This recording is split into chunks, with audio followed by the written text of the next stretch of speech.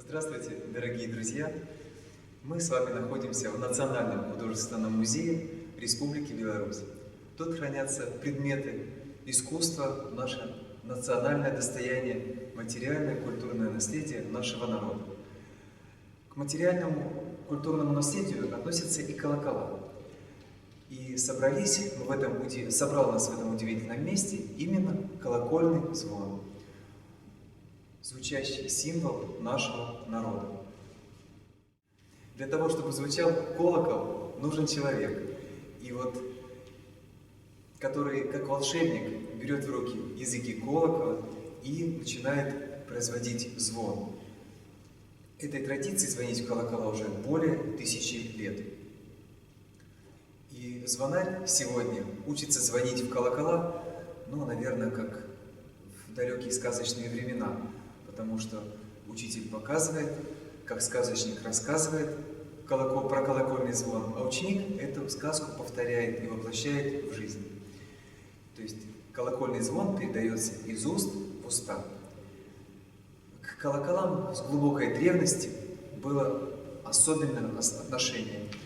До наших времен дошли всевозможные легенды, рассказы о чудодейственной силе колоколов, о том, что во время неугодного кому-то звону над колокол могли даже наказать, отрубить ему уши, высечь плетьми и даже отправить в ссылку. И в чем же загадка колокола? Откуда столь трогательные свойства именно у колокола? И в первую очередь это от того, что колокол – это предмет церковный. Звук колокола означал не что иное, как голос Божий. Прежде чем поднять на колокольню, над колоколом совершался чин освящения. Совершал его именно священник. И произносились над колоколом специальные молитвы, в которых и спрашивалось благословение Божие. И звучали именно вот такие слова. «И ныне, Владыка Пресвятый, небесным, святым Твоим благословением, благодатью всеосвящающего Твоего Духа, благослови и освети, и влей в него силу благодати Твоей, якогда услышавший верные раби Твои глаз звука Его, в благочестии и вере укрепятся». И вот напутствуемый такими словами колокольный звон уже не мог быть пустым или простым. Вот и утешал он, прекращал бури, освещал своим звоном воздух, человека укреплял в благочестии и вере. Слыша церковный звон, люди в древние времена останавливались, крестились, призывая тем самым благословение Божие на свои дела. Колокольному звону, собирающему прихожан на богослужение, было дано название «благовесть», что означает «благая, радостная весть», как и Евангелие переводится с греческого «благое вестие». Благовесть – это медленные удары в самый большой колокол, что напоминает нам архангельскую трубу.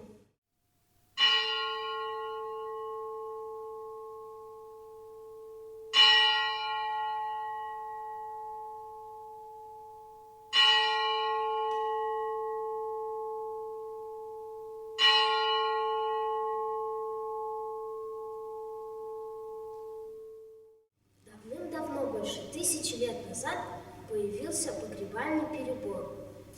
Он состоит из 2 частей. Первая часть, она звучит от самого маленького колокола до самого большого, напоминая нам этим о жизни человека. А удар во все колокола обозначает окончание земного пути.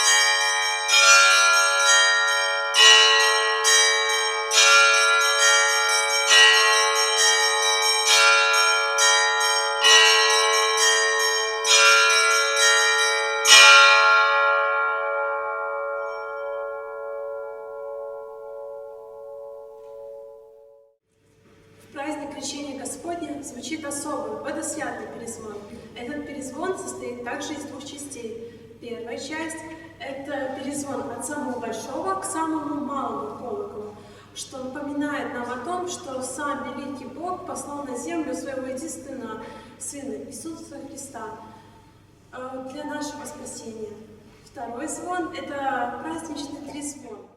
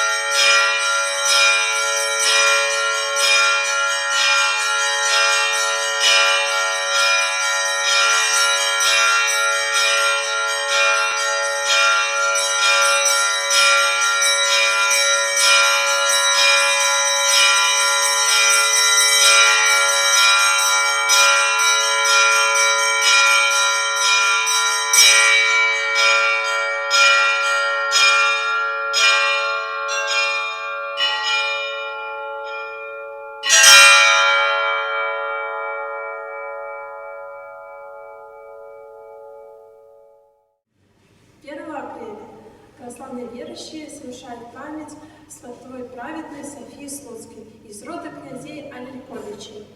В городе Слуцке в этот день совершается крестный ход в память защитницы православия Беларуси.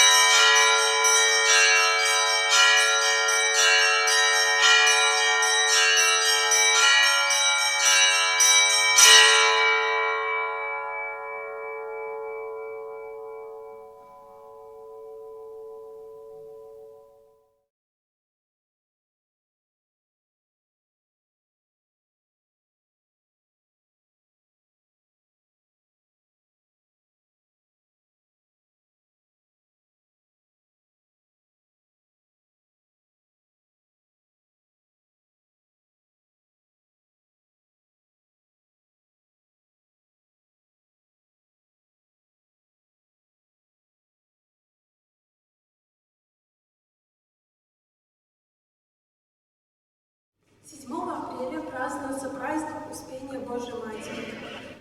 Праздник Успения Божьей Матери звучит особый двухчастный звон. Первая часть – сдержанная, траурная. Вторая часть – радостная, что напоминает нам о бессмертии души.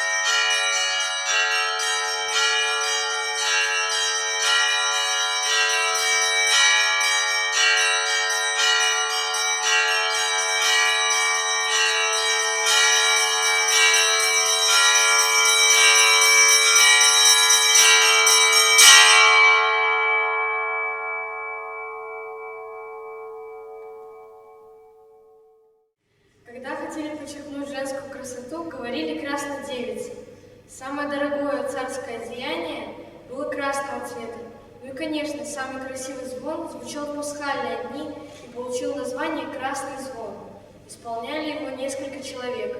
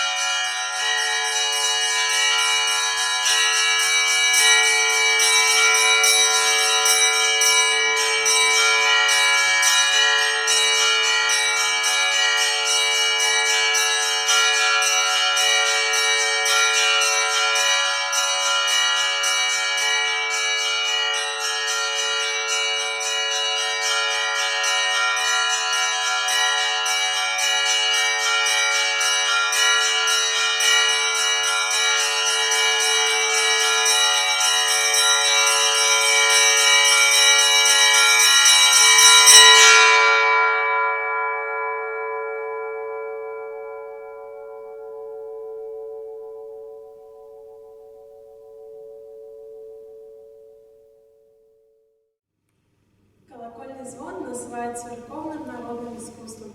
Каждая колокольная композиция в буквальном смысле посвящена ради Бога. Каждому празднику звонари старались придумать свой особый, отличительный звон. 7 апреля церковь празднует Благовещение Пресвятой Богородицы.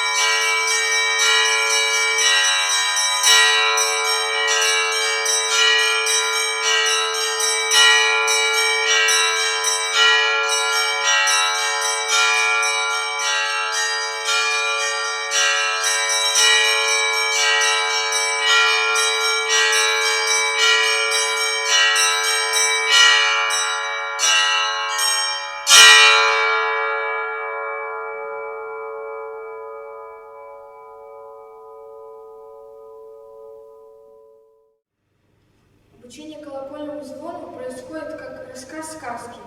Ученик повторяет за учителем, а в основе колокольного звона ритмика народных песен и танцев. Сейчас прозвучит болгарский звон.